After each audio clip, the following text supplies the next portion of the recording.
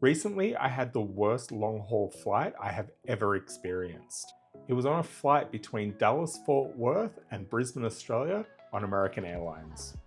This 17-hour economy flight was my version of hell, and it was all in a seat that I paid extra for. If you're planning an ultra long haul flight on a Boeing 787-9 Dreamliner, then keep watching to hear of my nightmare experience in economy and to learn which seat you should not book if you're planning this journey.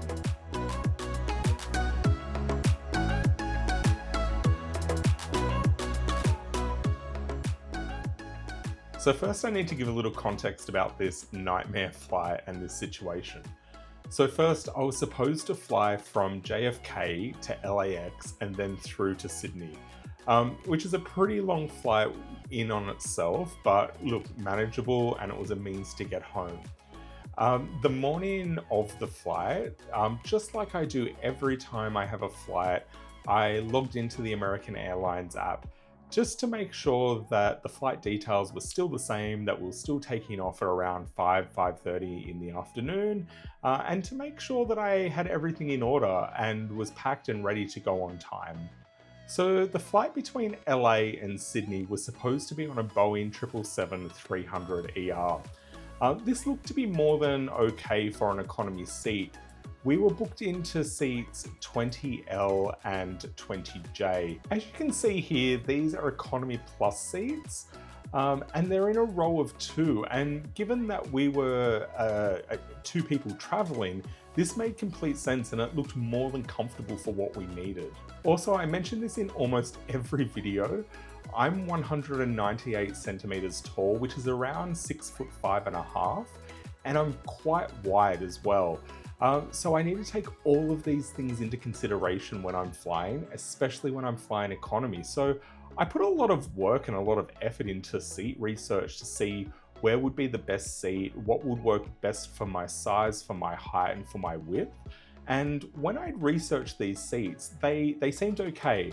It looked like they may have been in a bit of a higher traffic area near a galley, but that's actually okay for me. The comfort for me is more important than maybe some of the noises that would be happening around me. I can put up with some of that if it means that I've got a little bit extra leg room, or if the seat's a little bit wider and I've just got a little bit more room to play with all round.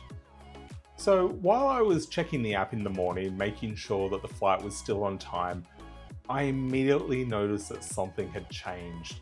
And the flight had now gone from going from JFK to LA to leaving from JFK going through to Dallas. The flight from Dallas was then not going directly to Sydney, it was going through to Brisbane, which is actually a longer flight.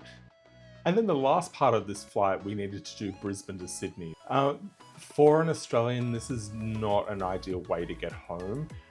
That extra flight from Brisbane to Sydney, it just makes things more complicated.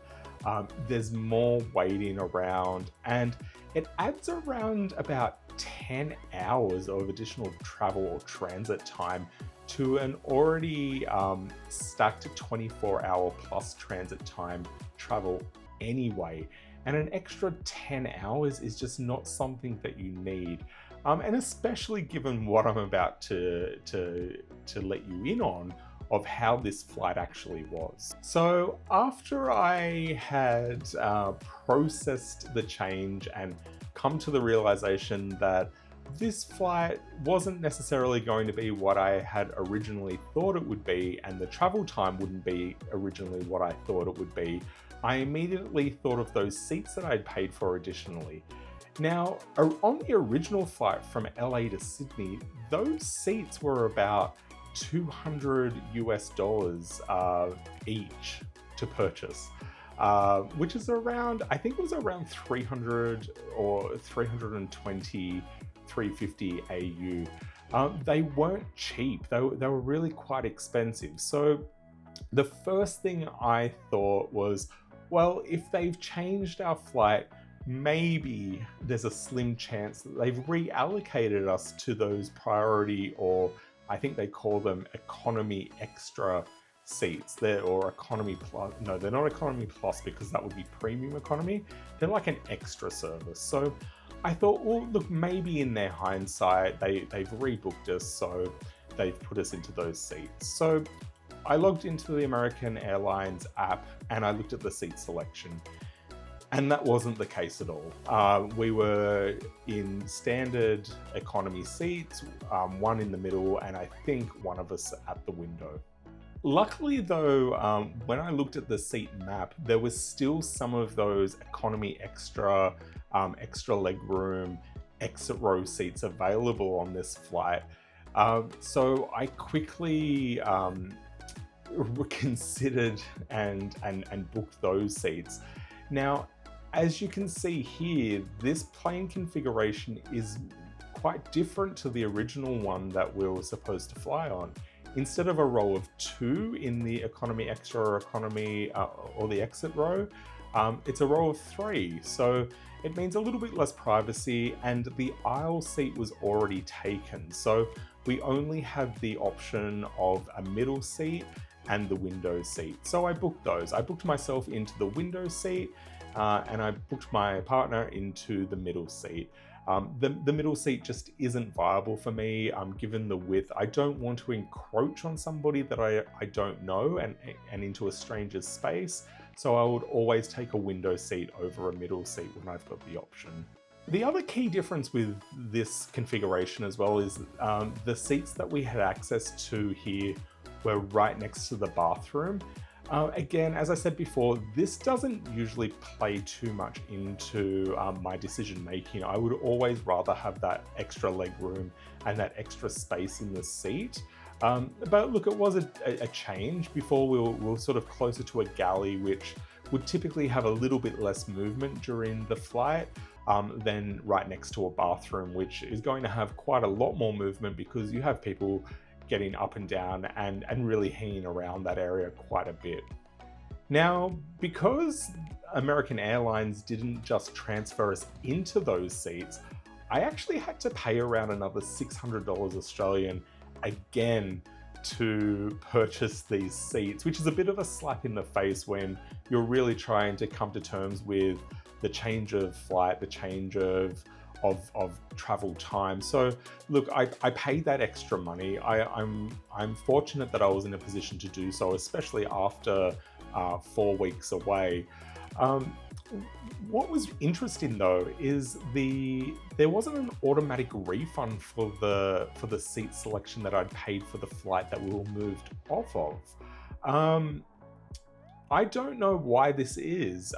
I think it must just be because they're hoping that you won't put a refund request in, but that's exactly what you need to do. You actually need to put a refund request form into American Airlines for them to consider refunding you for the seat selection that you're no longer on the flight for because of a change that they have made. So look, I did that fairly rapidly, and in American Airlines credit, I received that refund within about 3 days. Something to note about here in the story as well is after I paid for those seats, I actually noticed that the flight out of Dallas to Brisbane was departing around just under 90 minutes after our flight from JFK had landed in Dallas.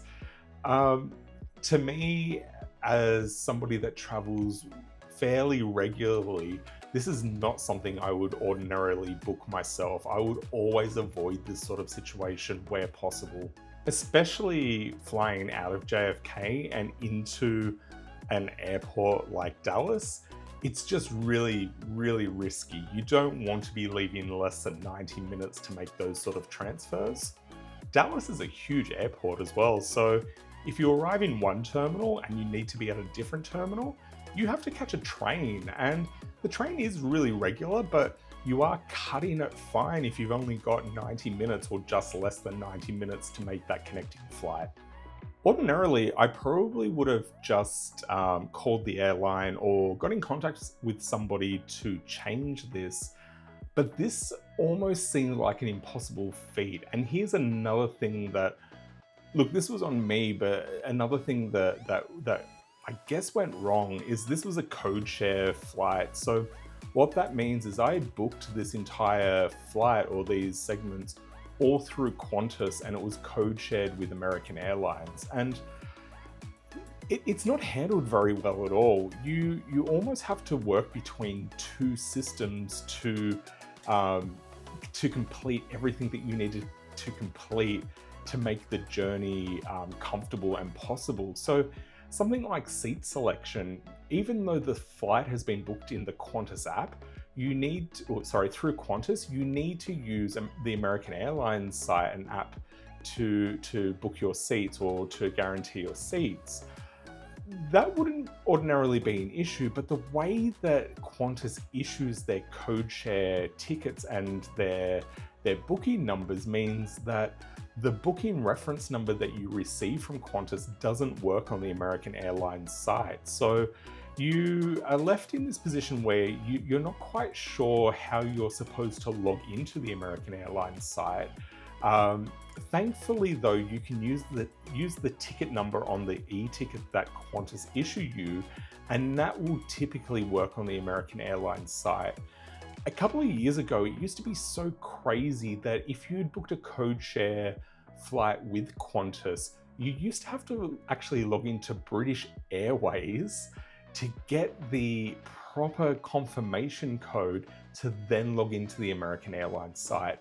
They fixed it up a little bit, so they're providing you with the ticket number, and the ticket number on the American Airlines site will work, but it's still far from ideal, and people that are not as experienced at traveling and navigating those sort of systems would really find it hard and complex to be able to have to manage their details and all of their data between two different airlines. Things like your meal selection sometimes will transfer over, sometimes won't. You just have to make sure that you're being consistent in both of the airline systems to make sure that your data is there. You can't just put it into one and then the other. But knowing this, there was no way that I could rebook the flight from Dallas. I probably would have been able to navigate that if I had a couple of days, but really I only had a couple of hours to have to try and negotiate this code share situation, and it was clear that it just wasn't going to work. So I really did have to take the chance that, one, the flight would leave from JFK on time, and two, that there would be no unnecessary delays at Dallas. Spoiler alert, both things didn't happen. So we were delayed out of JFK, and then landing in Dallas, there was a weather situation and we were in quite a long line of planes waiting for a gate. Luckily though, because of the weather situation in Dallas, it meant that our flight out to Brisbane was significantly delayed as well. So we just made it as the flight was boarding, but again, not ideal. And I'm not sure whether or not giving 90 minutes or less than 90 minutes, I think it was like 83 minutes, to transfer from a flight that's landed to a flight that's about to leave internationally is enough. And these airlines really do need to work on that, if anything, just to save the stress for travelers. So after navigating all of that, we were able to board the plane, and boarding the plane and viewing the seat is where I immediately realized the mistake that I had made booking this particular seat. Not only just viewing this seat was it narrower than any other seat on that row, it was visibly more narrow than any other seat in economy, and very noticeably too. And then after I'd gotten over the shock of how narrow this seat was, the second thing jumped out at me. This extra legroom seat had an obstructed extra legroom. So it wasn't really an extra legroom at all. The reason why it was obstructed was because the plane door protruded out so far that you lost the extra legroom. You weren't able to stretch your legs out. Now, ordinarily, I would have realized this before booking and paying for this particular seat. But again, because of the rush and because of the stress of the morning, realizing that the flights had changed, it completely slipped my mind that this was an exit row on a wide-body plane, and that the door that I'd be sitting at would protrude into the legroom. But again, it was an issue, and it meant that I lost most, if not all, of the extra legroom that this seat afforded. Worth noting, the other great thing about this window seat was there was actually no window. So the way that the seat was positioned, the window was pretty much behind the seat for the person that was behind me, and there was no window for me to look out. That's not a big deal. In some ways, that can actually be a little bit better, but again, something to grumble about, I guess, when you're starting to notice all of these little bits and pieces about the seat. The other disadvantages of an exit row seat obviously applied here as well. So that meant that the tray table and the entertainment unit came out of the armrests. This isn't really an issue, and you know what you're getting in for when you book an exit row seat. And also, all of your luggage has to be stowed above you. Nothing can go on the floor in front of you for takeoff or landing. These things on their own, though, they're not generally a big deal for me, and they're things that I'm just more than happy to put up with. When I sat down, I thought I'd be a bit of an optimist. I really thought, look, I can make this seat work. It is narrower. I am missing that legroom, but look, it is still an economy extra seat. I can make this work. I think that was a bit foolish, to be honest. I think if the flight was a 5 or a 7 hour flight, that may have been the case, but this was a 17-hour flight. There were times, and for the most of the flight, I actually had to sit like this. And I needed to contort my body in order to be able to sit in the seat properly. The way that the door was protruding out into the leg space meant that I needed to shift all my body weight to one side. And as anybody would know, when you're resting all of your body weight on one side, after an hour, after 2 hours, it really just becomes too much, let alone 17 hours. So the final straw of this seat is when I went to recline this seat, the recline was considerably less than any other recline in that row, and visibly so as well. I would have the seat reclined as far as I could push it, and my partner and the person next to them would also have their seat reclined as far back as they would go. And there was a considerable difference with the recline. I would say that there was a considerable difference, and I can't prove this to all the other economy seats as well. Just looking at the other people's reclines, it looked like it was far, far more than what I was able to recline. So not only did I have a narrower seat where I needed to contort my body and rest to one side, I couldn't even recline the seat properly to even attempt to get any sleep. So that's the seat, but what about the service on board? Look, I guess maybe I could overlook the seat and some of the discomfort or the pain that I felt if the service was fantastic. It wasn't great at all. It was probably some of the worst I've ever experienced in an economy class cabin. The meal service was just lackluster. Because we'd had a last minute change, our meal options weren't available to us, which, look, that's not anything to be upset with the cabin crew over, but there was really a very little care factor from the cabin crew, which meant that for me as a vegetarian, I had very limited options, and I think I missed one meal because I just wasn't able to eat anything that they were offering. Again, they didn't really care. Because of the seat configuration as well, trying to eat a meal for me was almost impossible. At one stage, I needed to use my partner's tray table because there just wasn't enough room. Trying to contort your body so you could sit, have a tray table in front of you that's coming out of an armrest, and then moving your legs to the side. It just meant that nothing was workable in that situation. So I was using his tray table to try and balance my meal when I could eat. The other thing as well is this is a 17-hour flight, and we were only offered water twice through the entire flight. This wouldn't ordinarily be a problem. On every other long haul or ultra long haul flight that I've been on, The cabin crew won't regularly come around and offer water or drinks, but there will always be water in the galley, water bottles for you to go and collect it at your own pace or at your own leisure. This just wasn't so on this flight. It was like they just had run out or had forgotten to put those sort of things out. It really made for an uncomfortable flight, and one where people were visibly going up to cabin crew asking for water, and the cabin crew seemed quite annoyed by that as well. I think if you're on a 17-hour flight and you're only offering water twice, you don't have the right to actually be annoyed when somebody asks for a drink of water. It was just really, really bizarre.